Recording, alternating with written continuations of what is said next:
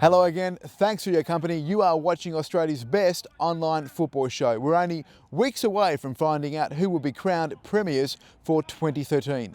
This week, we chat to the coaches of the two Premier League clubs at the top of the standings. I'm talking about Stirling and Bayswater. Former Manchester United's Francis Burns recalls another memorable moment. And could this be the future of Perth football? More about Area 5 a little later on the show. But first, you're about to meet one of Perth's longest playing soccer players. At the age of 55, Andy Buchanan-Hughes still pulls on the boots week in, week out, playing for his beloved Leeming Strikers. And as you're about to discover, it's a passion which dates back before Andy even started going to school.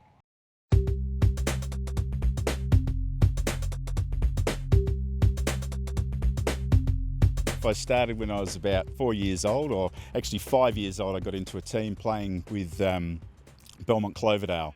Then I moved on to Canning Corinthians, and I've been with Corinthians now, oh gee, it's got to be over 30 years. It's a thing that keeps me going. I'm sort of passionate about football. My morning started this morning, got up at 7:30, put the nets up at Kelmscott at probably 8:15 as I coach the boys down there, go home, get a bite to eat, come flying down here, fill the match card in for everyone, make sure we've got everything, and then just go. I'm sort of knackered at the end of the day, but I love it. It's my me time. So how many seasons have you been playing consecutively for now? Consecutively 50 seasons. I've had some injuries over the years, but I've never had an injury where I've missed a whole season. So you're the epitome of the fountain of youth, are you? I don't know about that. But interesting, one of the things that I do is I do a lot of stretching. I try and keep myself fit. I go and see a guy every fortnight, sort of a chiro physio type guy, and it's more for maintenance. A lot of guys wait till they get injured before they go and see someone. Literally every team we play, there's someone that I know and they all sort of say, can't believe you're still playing, and it sort of motivates me. And there's a lot of guys my age still playing. I don't think that I'm anything special, but we get out here on a Saturday and we just have a ball. You talk about passion, but 50 consecutive years, you've got to be fairly committed to do that. Yeah, you've either got to be fairly committed or crazy. I've got boys that play as well, which is one of the reasons I coach down at Kelmscott. And I keep talking to them. Like, I was never a skillful player. Probably I'm still not a skillful player. But I was always hard at the ball. I would give 100%. I would very rarely lose a tackle. And I would just get up and give that second and third effort. And if I can get that through to the kids that I'm coaching, because at this level, the skill is not as important as their attitude.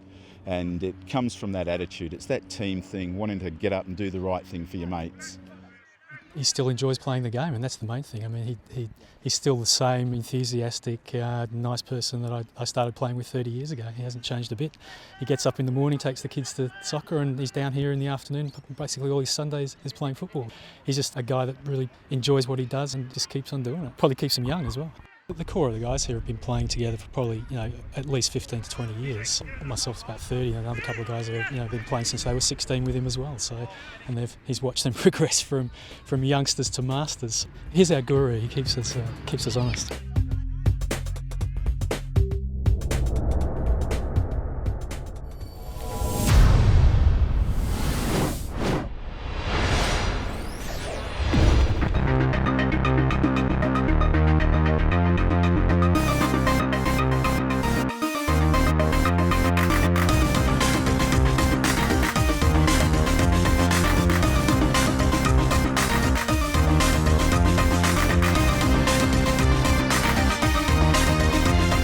It's a great run-in, we couldn't have asked for any more. The position we've put ourselves in going into the run-in is where we'd expect to be. I think the start we got, surprised a few, but you know, you're never going to go through a season unbeaten, and we never expected to not have a blip. And you know, we've come out of that now with 2 wins on a spin, and we go into a cracking run into the end of the season. We're really happy with where we are. The quality of the players throughout the club has been pleasing as well. You know, we've got a game going here, and there's a few 18s playing in that.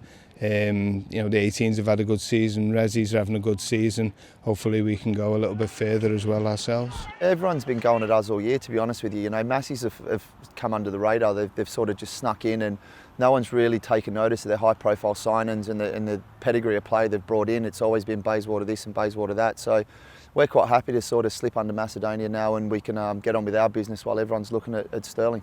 Anyone could beat anyone in this league. Every game's tough. NTC was tough again in the second round, and we tripped up in the first round. Now it's just business as usual. We're just doing our best week in, week out.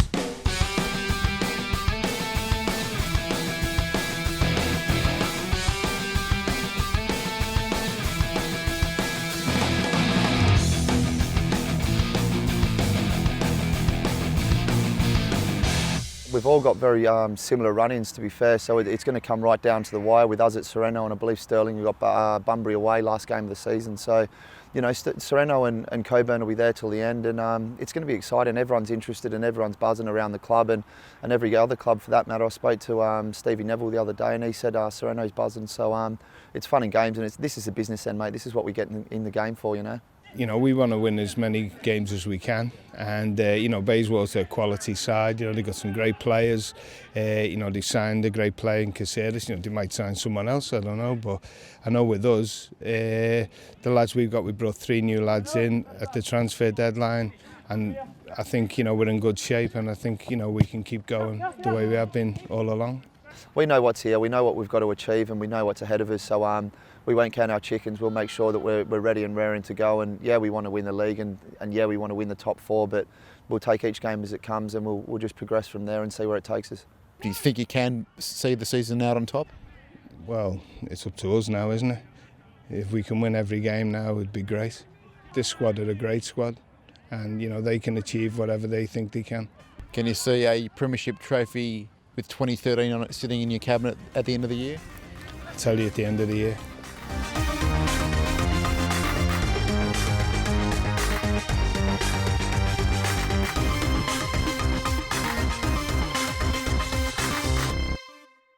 Yes, a tight battle indeed on who will clinch the title for 2013. Well, time now to look at the matches for this weekend, and Armidale take on Stirling, Perth host Inglewood United, Florida Athena clash against NTC, Bayswater City will host Coburn in a replay of the night series final, Balcatta take on Joondalup, and Sorrento battle against Bunbury Forum Force.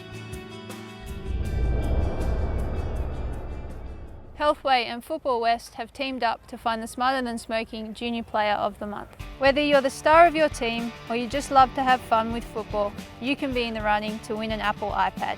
Each week, I'll be asking a simple question and the answer will be revealed later in the show. Check out footballwest.com.au for details and tune into our new Football 360 Junior Show to see if you've won our fantastic prize. This week's Smarter Than Smoking Junior Player of the Month question is: what is the most common form of cancer caused by cigarette smoking? To be in the running for an Apple iPad, check out footballwest.com.au and stay tuned to Football 360.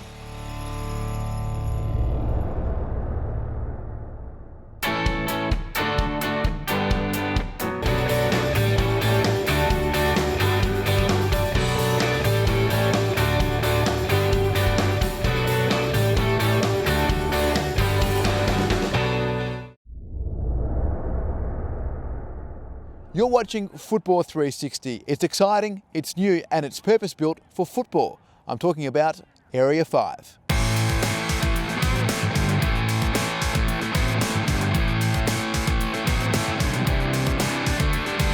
Area 5 Football's a five-a-side purpose-built facility that we've built here in Wembley in Perth for all football lovers of all levels. I came from Mexico and I met Brian training with Western Knights. We were both like, where do we play five-a-side? And it's all about indoor here and nothing outdoor. So we made the decision to just build it ourselves, and get it on, and people are just loving it. It's something different. The surface is FIFA Star approved to the level 2 that they've got there. It's got rubber infill and sand inlay. It's 40mm grass. So what happens there is you're taking a lot of the impact off your knees and ankles, like your indoor soccer. Gives you a lot more compaction. We have a few ligas here. We have Primera Liga, Liga 1, Liga 2, Liga 3, and Corporate Cup. And as well, we're trying to encourage people to do the mix and the women's teams here to come down and play. And we play basically every day, Monday to Friday. If you want to do a casual hire, you're more than welcome to come and hire the court. We've also got some stuff for our kids. We've got a program called Fun Ball, so we're introducing kids to sport ages 2 to 5. So on Saturday mornings and afternoon they come down and we just introduce them, not just football itself, but there's a bit of baseball. It's just a bit of fun, and that's a 12-week program that we're going on. We're also introducing a State League 5-a-side that we're giving $10,000 away, which is starting in October. It's a 16-week program, which we are inviting all State League clubs and teams that have a high quality to get involved. We're pretty excited about that. G'day, I'm Robbie Pooker. I played at Eastern Pride in the old National Soccer League. Now I'm down here with the boys playing 5-a-side on the synthetic grass, which is good for us older boys because it's a lot easier on the body. As you can see, facilities are great here with the full enclosure. We don't have to go running after our own balls that we kick over the fence normally on a normal pitch anyway. So, great facilities down there and a great competition, fun for all to have. We love it here. You get the indoor feel, the small 5-a-side, but as Rob said, it's a lot easier on your body, and we've probably played here the last year and a bit, and yeah, we love it. Looking forward to all you guys coming down here at Area 5 after your season. Send us an email at goal@area5football.com and we'll get back to you ASAP so you can join one of our leaguers.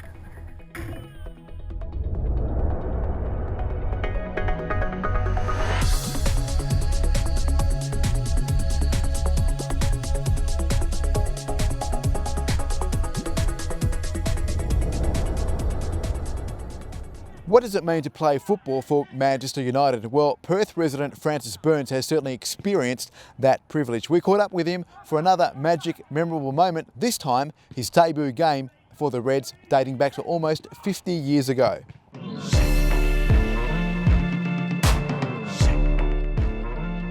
Happened the 2nd of September 1967 away to West Ham. I was taking Shea Brennan's place, who was a guy that had been at the club for a long time. He was actually one of the players who played in the first game after the Munich disaster, when we played Sheffield Wednesday in an FA Cup tie, and he actually scored 2 of the goals that evening. So, I ended up taking over Shea's place that day, and as we played against West Ham, against the Bobby Moores, Jeff Hurst, Martin Peters, and the guy I played against was a guy called Harry Redknapp that I'm sure everyone will know from his managerials at all the teams in the UK and of course at Queen's Park Rangers just now. And I remember later on, and after I'd finished playing and I was out here, and Peter Vlahoff from 6NR and I went to the FA Cup final in 1996, Liverpool and Man U, and it was the day when Eric Cantona scored late on with a fabulous volley, and United won 1-0, and it was our job to actually go around both clubs before the game and do the interviews to bring back to the people here in Perth. And one of them was Jamie Redknapp, and when I was telling him how my debut was, it was against his dad, and his first question he asked was he any good? And I said, he could catch pigeons, Jamie. So Jamie said, what are you trying to tell me, Fran? I take after my mother. So I said, that's up to you. I don't know how quick you are, Jamie, but you're certainly not as quick as your dad.